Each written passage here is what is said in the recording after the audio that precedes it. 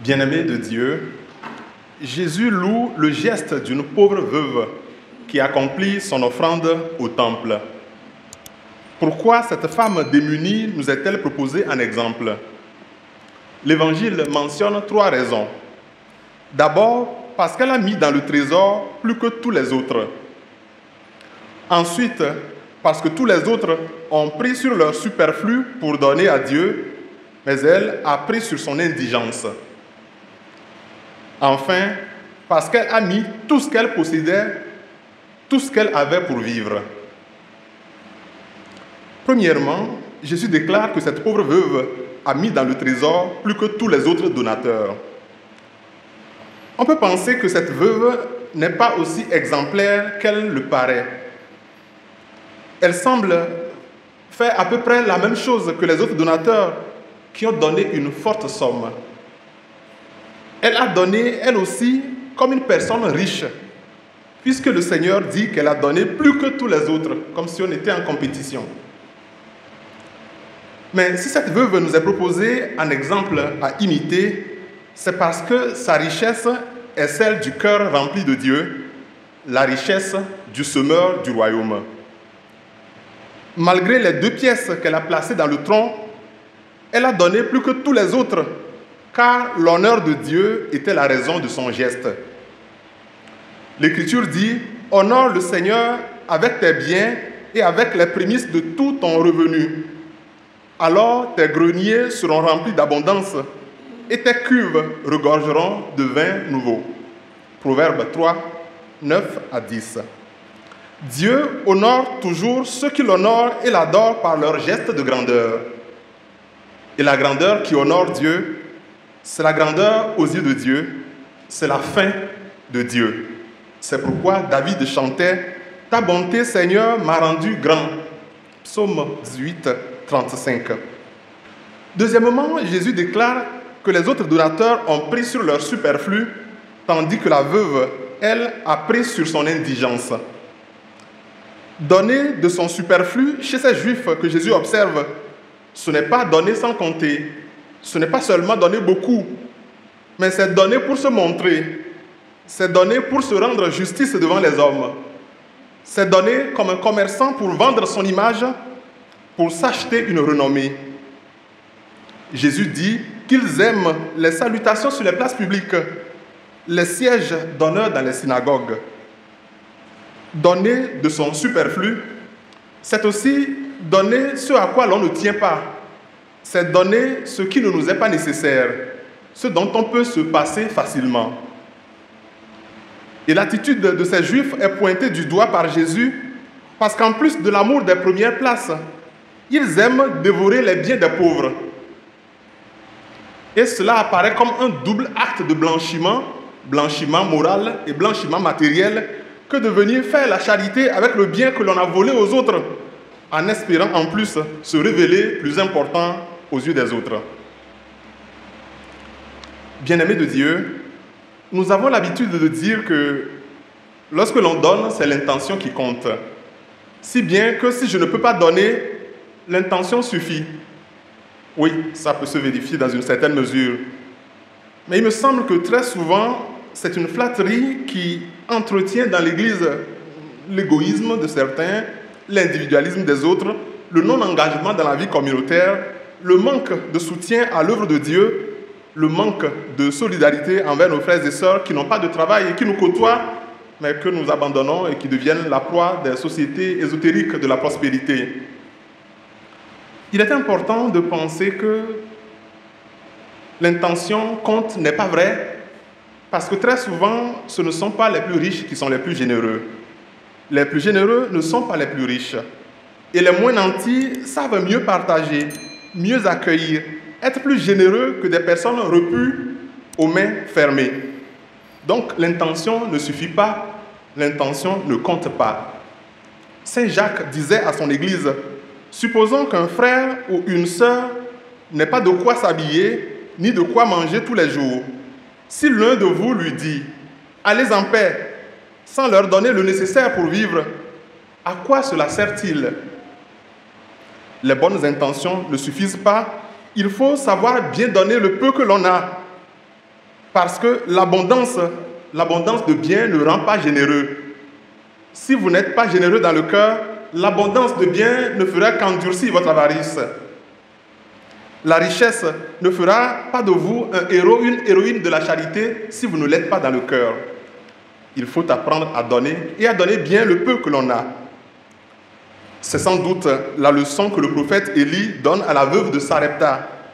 Celui qui ferme la porte à son frère parce qu'il n'a pas assez à manger, celui-là va mourir après avoir mangé sa dernière galette. Celui-là se tue seul en quelque sorte. Il s'enferme pour mourir. Mais la jarre de farine qui donne, point ne s'épuisera. Le vase d'huile qui accueille, point ne se videra. Le principe du royaume est celui-ci. C'est la jarre qui donne que le Seigneur remplit. C'est le vase qui partage que le Seigneur comble sans cesse de bénédictions. Parce que son but, ce n'est pas toi, mais c'est celui qui est derrière toi. Troisièmement, Jésus déclare que la veuve a mis dans le tronc tout ce qu'elle possédait, tout ce qu'elle avait pour vivre. Si la veuve de l'Évangile est proposée en exemple, c'est parce qu'elle a pris sur son indigence, c'est parce qu'elle donne de son nécessaire, elle offre à Dieu ce qui lui est essentiel pour vivre. Elle remplace la culture du posséder peu, donner peu, par la culture du semer largement pour être riche de Dieu, le créateur de tout bien. Elle nous apprend que l'intention bonne ne justifie pas, comme on l'a dit, ce sont les actes d'amour qui comptent. Car il est écrit, « Mes enfants, n'aimons pas avec des paroles et avec de beaux discours, mais avec des actes. Ces actes montrent que votre amour est vrai. » 1 Jean 3, 18.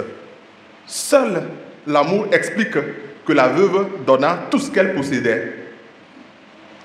Nous expliquons aussi nos difficultés de ponctualité, nos difficultés de régularité à la messe, nos difficultés de paiement de nos cotisations par le fait que nous avons des occupations, des urgences, des moyens qui sont faibles, de plus en plus faibles, que nous avons trop de problèmes en famille. Et Dieu seul sait que c'est souvent vrai, nous en avons souvent beaucoup. Mais en réalité, ceux qui honorent leurs cotisations, ceux qui sont réguliers aux rencontres fraternelles, n'ont pas plus de temps que les autres, n'ont pas plus de biens que les autres, n'ont pas moins de problèmes que les autres. Et qu'est-ce qui se passe alors? Il me semble qu'ils montrent simplement un peu plus d'amour que les autres. Ils aiment mieux, ils aiment plus. On ne donne pas pour impressionner. On n'honore pas ses engagements pour se prouver devant les autres. On donne comme on aime, on honore sa parole comme on aime. Et l'amour de l'Église est moins un problème comptable. L'amour de l'Église est moins un problème de quantité de biens à offrir qu'une affaire de vérité de l'amour et de hiérarchie des valeurs. Qu'est-ce qui compte pour toi? Qu'est-ce qui pour toi vient en premier? C'est ce que nous tous nous honorons, que nous ayons le temps, que nous n'ayons pas de moyens, nous le faisons. J'aurais beau distribuer toute ma fortune aux affamés, j'aurais beau me faire brûler vif, s'il me manque l'amour, cela ne sert à rien. 1 Corinthiens 13, 3. Donner de son indigence, c'est donner quel qu'en soit le coût. Donner de son indigence, c'est se donner soi-même. Et c'est très difficile, c'est très coûteux pour nous. C'est accepter une vie crucifiée. Il est difficile de donner, et il est davantage difficile de tout donner, comme il est de plus en plus difficile de donner sa vie pour ceux qu'on aime. Quand on est ensemble et que ma vie est engagée, c'est la séparation, c'est la rupture. Je peux tout donner, sauf ce que j'ai d'essentiel, ma vie à moi. Ouais. Donner, en réalité, c'est imiter le Christ qui a rempli la coupe du salut, non pas d'un sang de quelqu'un d'autre, non pas d'un sang qui n'est pas le sien, mais de son propre sang, de son précieux sang. C'est son sang qu'il faut mettre dans la coupe du partage. Quand on vit en couple, sans se donner soi-même, quand on est en amitié, quand on est en fraternité, sans vouloir tout donner, on voit des problèmes partout et on en crée sans cesse. Chaque matin, c'est des problèmes. Comme Jésus qui laisse couler de son côté, qui laisse couler de son cœur le sang et l'eau de l'amour crucifié, cette pauvre dame, cette pauvre veuve vient au temple pour offrir toute sa vie, pour offrir sa vie comme 2 pièces d'argent. Et les 2 pièces de cette veuve illustrent le don total que chacun doit faire à Dieu et à son prochain pour faire place au miraculeux dans sa vie. Chacun de nous doit donner quelque part. J'ai bien envie de vous demander, qu'est-ce que vous donnez où? Toi, ma soeur, tu donnes quoi où? Chacun peut se poser la question. Chacun doit donner quelque part. Et chacun doit donner jusqu'à être en difficulté s'il veut accueillir le Dieu de la résurrection, le Dieu des miracles chez lui. Parce que ce Dieu vient lorsque la jarre se vide, lorsque l'huile désemplit. Chacun doit donner quelque chose quelque part. C'était autrefois l'expérience de la femme stérile de Sunam, qu'on a appelée la Sunamite, qui a nourri le prophète de Dieu, Élisée, pour accueillir la naissance d'un fils, puis sa résurrection et sa guérison après. La veuve du temple nous apprend à donner ce qui nous manque pour que Dieu devienne notre seul vrai bien. Nous passons le temps de demander, mais si je donne tout, qu'est-ce qui va me rester? Rien n'a à te rester. Il n'y a que Dieu qui doit te rester. C'est dur quand même comme message à articuler et à vivre. Qu'est-ce qui doit me manquer? Tout doit te manquer, mais ce n'est pas fini. Y compris toi-même, tu dois te manquer toi-même. C'est en ce moment que le Dieu de la résurrection commence dans votre vie. Quel que soit ce que tu possèdes, partage avec le malheureux. Ton obscurité sera comme la lumière de midi. Isaïe 58, 10. Dépose avec amour dans la corbeille du royaume et tu auras la double portion de Dieu. La croix et la gloire vont ensemble. Gloire à toi, Seigneur Jésus, car on ne peut pas faire l'expérience du don total dans l'amour sans porter son égoïsme en croix. On ne peut pas faire l'expérience pascale du don total de soi sans recevoir le centuple de la bonté de Dieu. Dieu aime ce qui nous coûte parce qu'il aime devenir notre seul et véritable bien. Lui donner avec amour ce qui nous manque, c'est devenir un réservoir et un canal de la gloire de Dieu. Merci Jésus.